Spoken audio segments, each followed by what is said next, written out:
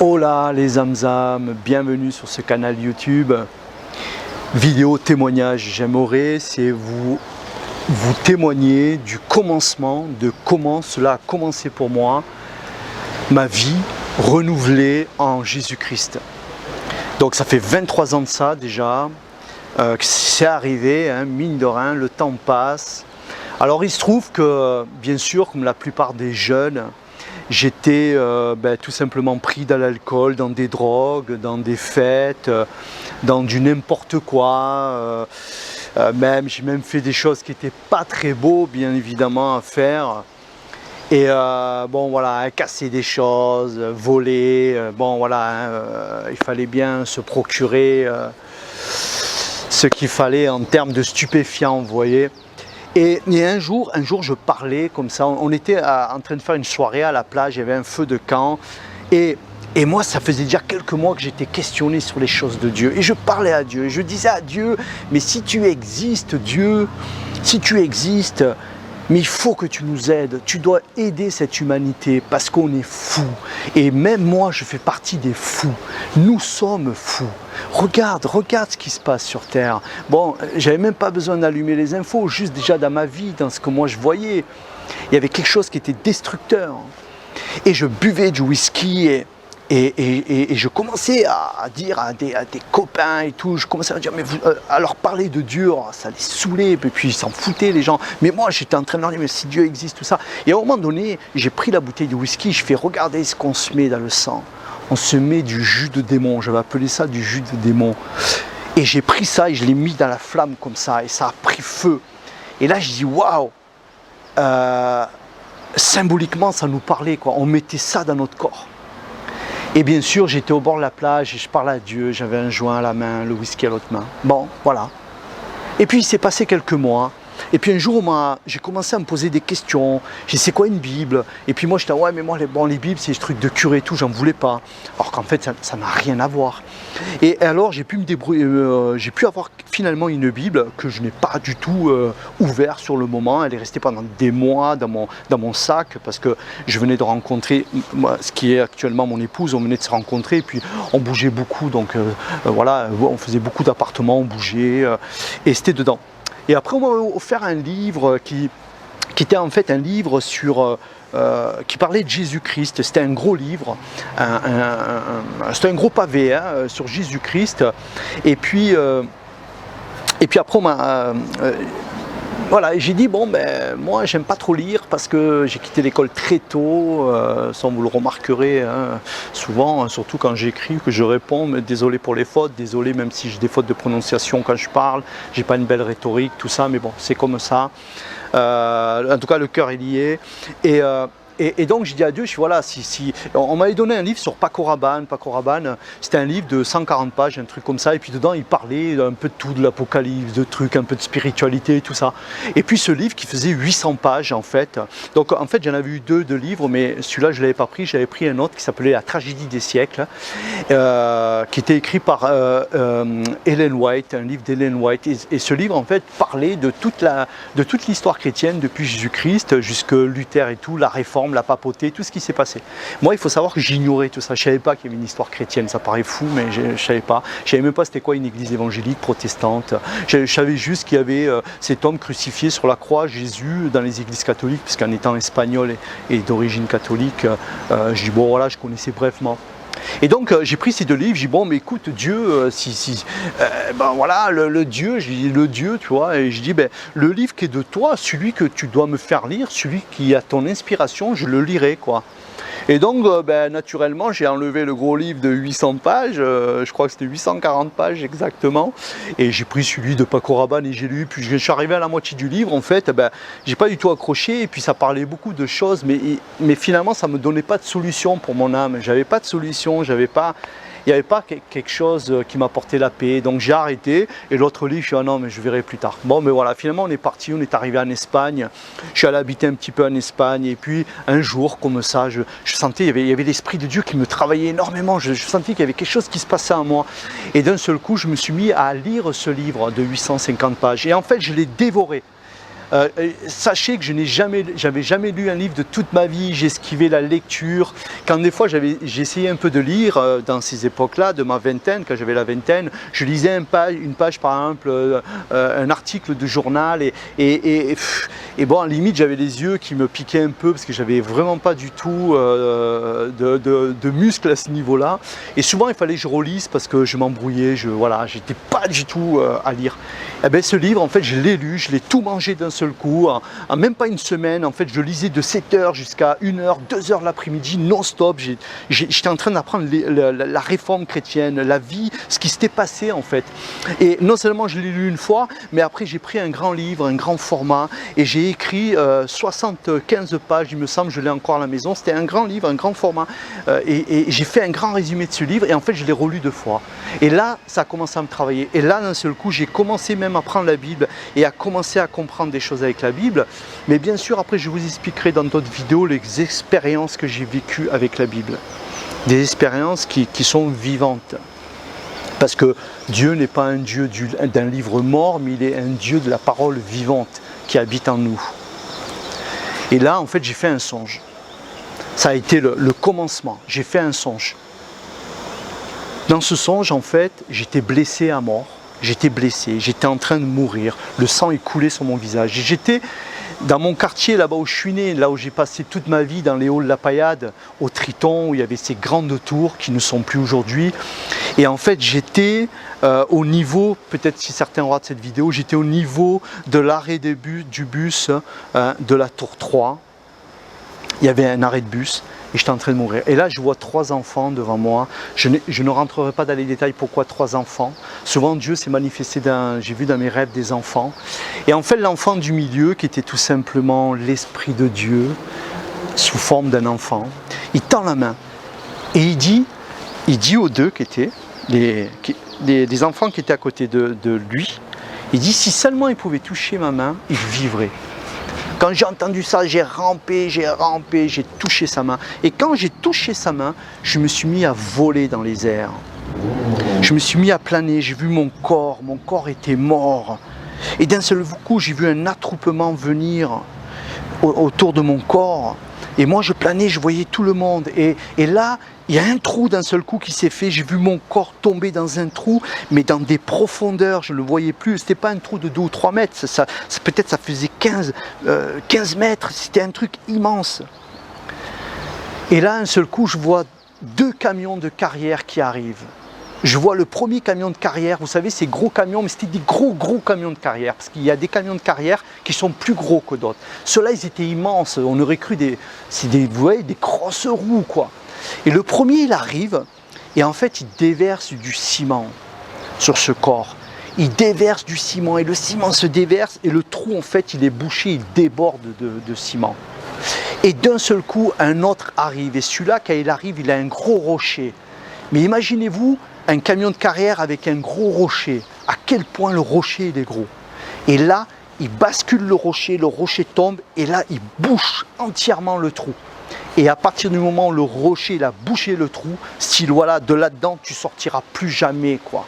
C'est-à-dire que maintenant, le Clément d'avant, il est dedans, c'est fini. Voici le nouveau Clément, il est dans les airs. Le nouveau Clément, c'est celui qui est en train de voir avec les auteurs de Dieu ce qui se passe. Tout ça, je le comprenais, vous voyez. Et à partir du moment où le rocher il est tombé, tac, je suis revenu. Je suis revenu parmi tous les miens, mais personne ne me reconnaissait. Et je leur disais, mais je suis là. Et les gens, ils ne me reconnaissaient pas. Ils étaient autour du rocher. J'étais en train, quelque part, d'enterrer.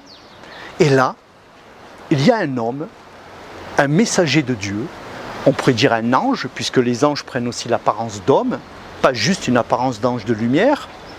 Il me prend par la main, il me dit, suis-moi. Et avec lui, il y avait encore un petit, un enfant. Et là, on court, moi je cours, et il m'amène derrière un buisson. Et il était, vous voyez, il a enlevé son truc là, j'ai vu son visage.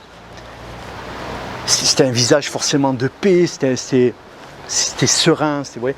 Et moi je le vois, et quand je le vois, je dis, mais, comme ça, je lui dis, mais c'est Jésus qui t'envoie. Et là, en fait, avec son visage, il fait comme ça, vous voyez. Il a juste esquissé la tête comme ça pour confirmer que c'était Jésus. Et quand il a dit ça, je me suis mis à pleurer. Et là, je me suis réveillé. Et il se trouve que cet homme-là, cet envoyé-là, je l'ai revu 12 ans après. Et je vous expliquerai ce songe, mais dans une autre vidéo, hein, parce que sinon ça ferait trop long. Je l'ai revu, j'ai vu ce même homme. C'était un rêve où j'ai vu ma carte d'identité du ciel. J'étais bouleversé, c'est pas compliqué. J'ai pas arrêté de chialer. Voilà, les jours qui venaient, je pleurais. Juste pour vous donner un exemple, le jour même, quand j'ai dû partir chez ma mère, je devais m'arrêter au bord de la route parce que je me mettais tellement à pleurer, je voyais plus la route. C'est un rêve qui m'a bouleversé. Et bien, cet ange-là, il était revenu dans ce rêve. Puisque Dieu, dans son instruction, il dit qu'il donne des rêves, des visions pendant que l'homme dort, pour lui donner, lui révéler des instructions, lui parler de son futur. Vous trouvez ça dans le livre de Job 33 dans la Bible. Alors bien sûr, quand j'ai vécu cette nouvelle naissance, il faut savoir, j'ai été transformé. J'ai commencé à arrêter mes conneries, j'ai commencé à arrêter de boire, de prendre des drogues. Ensuite, Dieu m'a délivré de la marijuana dans laquelle j'étais extrêmement ancré et accroché. Et ensuite, il m'a délivré du tabac. Et puis voilà, il a fait tout un truc de nettoyage pour m'amener dans d'autres compréhensions de la vie. Mais tout ça, j'expliquerai au fur et à mesure de ces vidéos pour donner en plusieurs étapes mon témoignage, mes visions, ce qui m'est arrivé avec Dieu, les guérisons, les témoignages des autres que j'ai pu voir aussi. Donc voilà, de fil en aiguille, quand après ces expériences-là, j'ai ouvert la Bible. Et je suis tombé sur un passage qui confirmait ce rêve. Ce passage, c'est que Jésus dit, tous ceux qui sont, et c'est écrit, tous ceux qui sont en Jésus-Christ sont devenus une nouvelle création, ou une nouvelle créature, selon les passages. Et il est écrit, voici, le voici, et ce voici, et peut-être pour vous aussi aujourd'hui, voici, toutes choses sont devenues nouvelles. Et moi, c'est ça qui m'était arrivé. Quand j'ai lu, je dis, waouh, mais c'est ce qui m'est arrivé. Les choses sont devenues nouvelles. La Bible parle de nouvelle naissance. Je suis tombé sur d'autres passages, parce que là, j'étais en train de découvrir du coup la Bible, je ne la connaissais pas, où il dit que l'homme né de nouveau dans le Seigneur, vous êtes né d'en haut, c'est-à-dire qu'une personne qui reçoit son esprit, que Jésus-Christ va régénérer, en fait, ils appellent ça la naissance d'en haut. Vous êtes né des choses de Dieu. Eh bien, moi, c'est ce qui m'était arrivé. J'étais en altitude, j'étais né d'en haut, littéralement, j'étais en haut dans le rêve, je voyais tout. Ce rêve, je l'ai fait au début, ça fait 23 ans, je m'en souviens comme c'était hier. Donc du coup, la Bible, ce qui était écrit, était en train de confirmer des choses que je vivais. Et cela, ça m'est arrivé plusieurs fois, bien évidemment. Voilà, j'arrête là pour le témoignage de comment cela a commencé pour moi avec Jésus-Christ, parce que c'est vrai que j'ai vécu des choses et je vous souhaite cette paix de Dieu. Comme je l'explique, Dieu, le Christ, n'est pas une religion, les âmes. Le Christ est une transformation, une révélation de Dieu pour l'humanité. C'est une révélation. Il dit, je suis venu réconcilier les choses avec Dieu. Alors certains pourront dire, mais pourquoi on n'a pas besoin de réconciliation? Ben si, regardez l'état de cette planète. Pour que cette planète soit dans cet état, pour voir les atrocités de l'être humain, est-ce qu'il y a quelque chose qui est déconnecté entre l'humain et le divin? Ça c'est clair. Ben, Jésus-Christ, il est venu connecter tout cela. Et même certains parfois se reconnectent avec Dieu, ils ne donnent pas encore de nom précis sur le Christ. Mais le Christ travaille dans des cœurs, énormément de cœurs. C'est pour ça qu'il y a des gens qui se mettent à s'éveiller sur les choses de Dieu. Et moi, sur cette chaîne, ce que je veux, c'est vous donner la réflexion du Christ. Donc le Christ aujourd'hui, pour être concret, le Christ, ce n'est pas une histoire, ce n'est pas le Christ historique qu'on voit dans des musées, dans des églises très religieuses avec des dogmes et tout ça. Non, le Christ c'est pas ça. Le Christ ce n'est pas le Christ historique, c'est le Christ actuel pour toi. Il est d'actualité, Zamzam. Aujourd'hui, Christ peut changer littéralement ton cœur. C'est aujourd'hui. Le jour peut-être pour toi, le jour du changement, le jour du repos, le jour de ton salut, le jour où ça y est, tu laisses cette vie, cette charge que tu as sur toi. Jésus-Christ, il dit, venez à moi, vous tous qui êtes chargés et fatigués, et je vous donnerai du repos. Moi, c'est ce que j'ai fait. Eh bien, aujourd'hui, c'est peut-être ton jour. À toi. Pas un jour religieux, c'est un jour de transformation. Jésus-Christ, il est venu transformer, faire connaître le cœur de Dieu aux gens. C'est ça la puissance de l'Esprit du Christ qui est venu incarner l'homme Jésus. qui aujourd'hui est actif. Jésus-Christ n'est pas une religion historique, il est l'évangile du aujourd'hui, la bonne nouvelle, ce qu'on appelle l'évangile. La bonne nouvelle, c'est pas que tu apprennes un livre que tu deviennes religieux, la bonne nouvelle c'est ok, mais est-ce que je peux être transformé? Donc peut-être tu vas dire, ok d'accord Clément, mais je fais comment? Eh bien, tout simplement, tourne-toi vers lui, c'est la réponse qu'en tout cas la Bible elle donne. Que devons-nous faire? Eh bien, repentez-vous, il est écrit. Alors repentez-vous, c'est pas un truc où je prends un fouet, je me repens et je me lamente. C'est pas du tout ça le repentir, c'est pas la culpabilité le repentir. Le repentir, c'est juste prendre conscience de l'état dans lequel nous sommes et se tourner vers lui. C'est faire un demi-tour, c'est faire un... Voilà, je fais un demi-tour, je me tourne vers lui. Baptisez-vous ensuite, ils disent. Baptisez-vous, plongez-vous dans sa présence. Alors, on connaît le baptême de l'eau, et j'ai pas le temps de rentrer dans les détails, mais c'est en gros, croyez en lui, repentez-vous, tournez-vous vers lui, baptisez-vous et vous recevrez le don du Saint-Esprit. Mais même si ce don, vous pouvez le recevoir avant d'être baptisé, c'est pas le souci, c'est pas un souci. Donc, tournez-vous vers lui qui vous remplisse de ça. Et si tu veux en savoir plus, tout simplement, je t'invite dans le courrier clémentgros@yahoo.fr que vous verrez écrit en bas dans les commentaires et tout ça. Vous m'écrivez, vous dites voilà, je veux faire cette démarche, est-ce que tu aurais des conseils, comment je pourrais faire? Et ensuite on verra ensemble Zamzam. Mais quoi qu'il arrive, tu peux aussi ne pas m'écrire, hein. Juste tourne-toi vers lui, dis ok, moi je veux Jésus que tu me remplisses. Et lui il fera le reste de toute façon. Voilà, j'arrête là. Si cette vidéo elle t'a parlé, si cette vidéo elle t'a plu, si tu sens qu'il y a quelque chose de bon pour toi, alors ça veut dire que c'est bon pour les autres. Donc je t'invite à partager cette vidéo, à liker cette vidéo, à t'abonner si tu veux sur cette chaîne, à mettre aussi la petite sonnette, toute notification, ça te permet de recevoir mes prochaines vidéos. Et voilà, tout simple. L'évangile de notre Seigneur Jésus-Christ, c'est simple. Je sais qu'il a été galvanisé, je sais que beaucoup ont une fausse idée de Jésus-Christ, je sais que beaucoup pour eux le Christ a été source de beaucoup de problèmes parce que la religion a créé le problème. Ce n'est pas Dieu, Jésus n'a pas créé de religion, il est là pour créer un impact d'amour dans ton cœur ainsi que dans le mien et dans nous tous. Voilà les Zamzam, au prochain témoignage, je continuerai sur cette lancée, je vous souhaite le meilleur, ciao ciao.